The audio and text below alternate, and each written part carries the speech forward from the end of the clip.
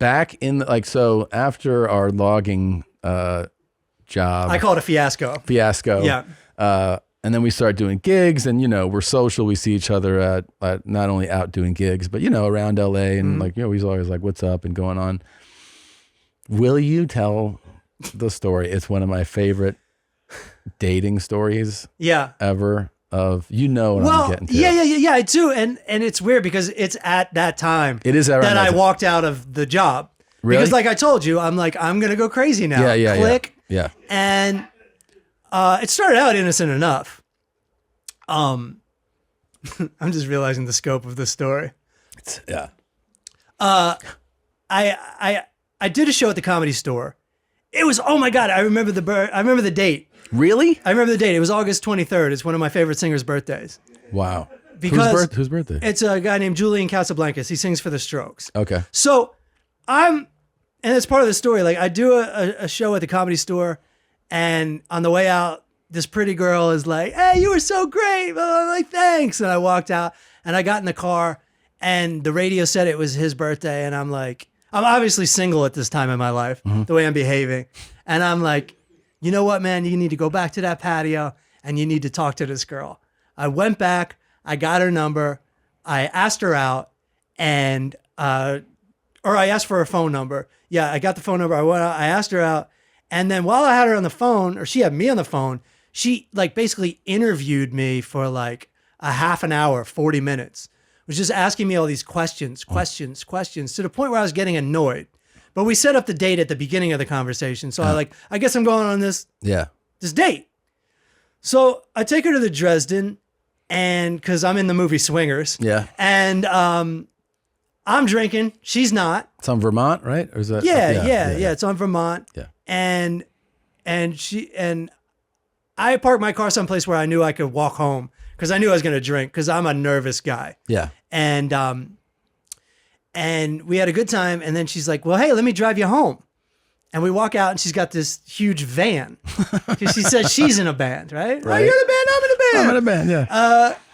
And we're driving around, and she parks it like nowhere near my apartment, and we just start making out. And she goes, "Hey," but it's Silver Lake, everything's illegal. Every parking spot's illegal. Sure. She goes, "Hey, if you find a place to park, I'll fuck you."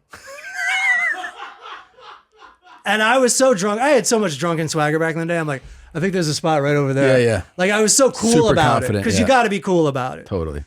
And we got in the back of the van, and she was like, "Do you have?" No, I go, "Do you have a condom?" She's like, "Of course." And she just like whips it on so quickly. And we have sex in the van. And then she drives me home, and she goes, "Thanks for all the sex," or something like that. And I was like, wow, this is what a wild night. Yeah. I put that against anything in my life. What a wild night. And then, but of course I'm calling her again. Yeah. Well, this is so dumb. I don't know why I did this. I'm like, well, let's like go to this. It was like kind of like an open mic at the fucking Brown Derby. Again, this whole story takes place on the set of Swingers, the movie from 1997. Sure. And I'm doing this open mic there, or maybe it's a book show. Bronger's there, Kanane's there. And I brought her there. Again, that's like a rookie move to bring a girl to an open mic. Yeah. That can go real. But anyway, she was actually really cool. She's like, "I'm going to sit here. I'm going to let you do your thing." She wasn't trying to like get my attention during the whole thing. But part of the time when we were waiting, we were hanging out outside, and she goes, "Yeah, I was just in France." And I was like, "What were you doing in France?" She's like, "Oh, I was working." I was like, "Oh, what do you do for a living?" And she points at her shirt, which I didn't notice, and it says hooker.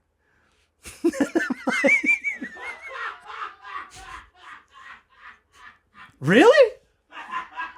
She's like, "Yeah." And I'm like sweating bullets. Yeah, you're like...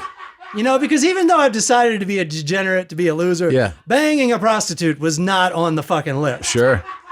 There was a little pride. I got a pro bono. Yeah. But... That's what I loved about the story when you told me, is you're like, this hooker was like, "I tossed you one. I like you." Yeah. I threw you a freebie. Yeah. And it wasn't even like first one's free. It was like second one's free too. Yeah. You and me are something else. Yeah. Those other guys, they pay. Right. Yeah. It's funny that I was still nervous going up to do the comedy because God damn it. Yeah. How fucking cool am I? Yeah. My in-laws are listening to this going, not very, Not asshole. very cool. And then I was scared. Sure. But I was still on a date and really didn't know how to With a prostitute. I really, at that time in my life. Yeah. You're on a date with a prostitute. And I took her to an open mic. You know what I mean? Oh, yeah, that's crazy. Like this woman gets flown to France. Yeah. And we went back I didn't know how to be like, I'm a little uncomfortable. So I just like went through with it. And then there's also the other half of you that was like, yeah, I mean, this makes it even more fun in a way. It's also like terrifying. Sure. The fact that she's all about condoms is fantastic. That's good. Yeah. And then it's like, business as usual. We fool around. Uh-huh. And this is also at a time when I didn't even like change my sheets for like a year and a half. Sure. Like I was crazy. Like, look, I didn't think I was crazy. Yeah. But I was crazy. Yeah. And then she left. She never spent the night. I never put that together. Yeah.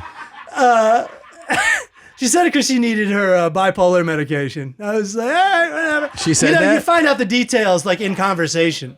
There's no like I have a confession. And I was simultaneously scared, and I kept calling her because like it was just kind of fun, and I was lonely too, and then casually in another part of conversation, I found out that she had been on. Oh my God, this is so crazy to say because like then people are gonna be able to look up and see who it was. We can bleep it. Oh, okay, cool. She was on, and her name was. And she was like a regular personality on there. Really? Yeah. You learned this later. I learned this the second night. She casually was like, oh, you listen to She's like, I'm actually on that all the time. And like, that was weird too. That's a shift. But you have to know it's not as weird as it is nowadays because people weren't on the internet back then. Right. Like they are now. Right. So like, I didn't go look her up. Right. I didn't know to what extent. I just kept listening. Now, and I only heard her once more. When you say that, like she was in France, that to me, like I don't know. My first thought is that this feels like a very high end type, hook, right? Like she doesn't come off as like a high end escort. That's what I'm imagining. Like you know what I mean? When you say she was in France, it feels like. I think this is This is before the model of podcasting and touring. Was go on a radio show, then go be yourself when you're on the road. I got you. You don't have to assume that strip mall fucking comedian thing. How did you? Was that it? Was that last time? That you saw was her? it. But honestly, not because of she was the one who was like, yeah, good enough. Like I've got work to do, young man. Yeah. And were you close in age? I think we were close in age. I think we were about the same age. Okay. I think I looked her up 2 months ago when I was on tour with you, and I told one of your tour managers about it, and he was like blown away. Really? He was like blown away. He was like, "You're no way!" And I was like, "Oh, so there's no shame in this story at all." Is she still alive? She's still alive, and Good. she's like a regular person. So it would actually be kind of cool to like bleep her out. Yeah. We'll take care of all that. Yeah. Wow. Maybe you guys should do a podcast together. That would be awesome. That actually kind of would. Yeah. Kind of would be cool. Yeah. I hope you'll consider it.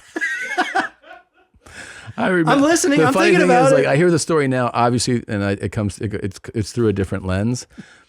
Back when you first told me it, I was almost unable to breathe because you were like, I just fucked a hooker. I didn't even know it was a hooker. Like, This is when I still work for you. yeah. I was like, wait, what? You're like, this guy's definitely walking out on me. You're like, I was just. Well, afterwards, she was like, I got some work to do and fuck guys for money. And you're like, hold on, what about me? No, you're cool. It's fucking crazy. I'm clocking in. Yeah. You're clocking out. You're clocking out. Oh my God. Like that cartoon? Dude, that's the fucking best. Thank you for watching that highlight here from YMH Studios. That was a highlight or a clip, whichever word you prefer. You watched it, and there are so many more little bite-sized episode things. They're just click them. Maybe it's someone screaming or bleeding. Maybe it's just laughing at someone, making fun of them.